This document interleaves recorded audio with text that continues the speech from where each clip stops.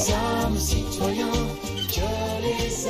8h18 ce lundi 9 mars, bienvenue à bord si vous nous rejoignez. Une belle équipe pour vous accompagner dans l'heure qui suit avec deux Sophie et une Julia et bien d'autres bien sûr qui vont nous rejoindre parce que plus on est de fous, plus on rit ou plus on risque, je ne sais plus. Allez, Sophie, aux armes, non pas aux armes, mais aux actes citoyens.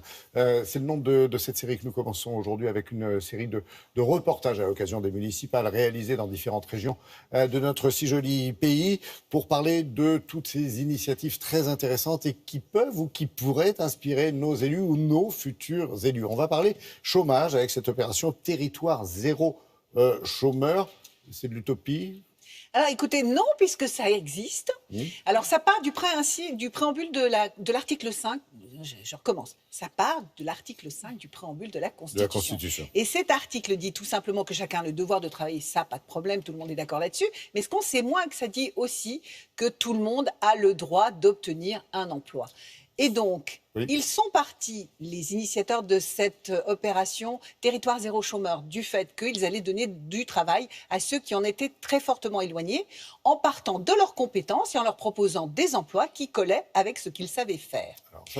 Ça a donné un certain résultat, puisqu'il y a actuellement plus de 850 personnes qui sont entrées dans l'emploi grâce à ça, alors qu'elles y étaient éloignées depuis 1 an, 2 ans, 3 ans, 4 ans pour certains. Alors, on peut tous avoir de telles idées, en tout cas cette envie de donner du travail à tout le monde, sauf que là ça se finance, ça coûte cher, non ? Alors ça se finance comment ? Tout simplement avec les allocations que perçoivent les personnes qui sont privées d'emploi. Mais ce que je vous propose, c'est de regarder en images le reportage, vous allez tout comprendre. Ici, on est au 26 rue de Chevaleret. Ce sont les premiers locaux dans lesquels s'est installé 13 Avenir. C'est la seule entreprise à but d'emploi sur le territoire parisien. Les entreprises à but d'emploi ont ceci de complètement original, c'est que comme l'emploi est leur objectif principal et essentiel, elles reçoivent tous les candidats et elles adaptent les postes de travail aux candidats qu'elles reçoivent.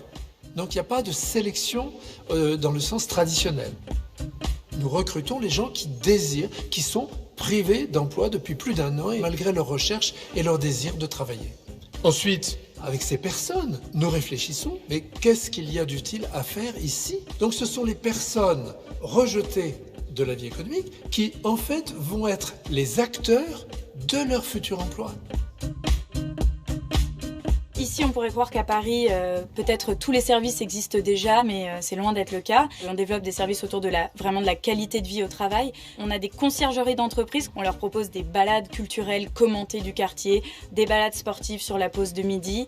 Et on a aussi un gros pôle de services de cyclo-logistique où on propose de faire et des livraisons et de la collecte des déchets grâce à notre flotte de vélos à assistance électrique et remorques.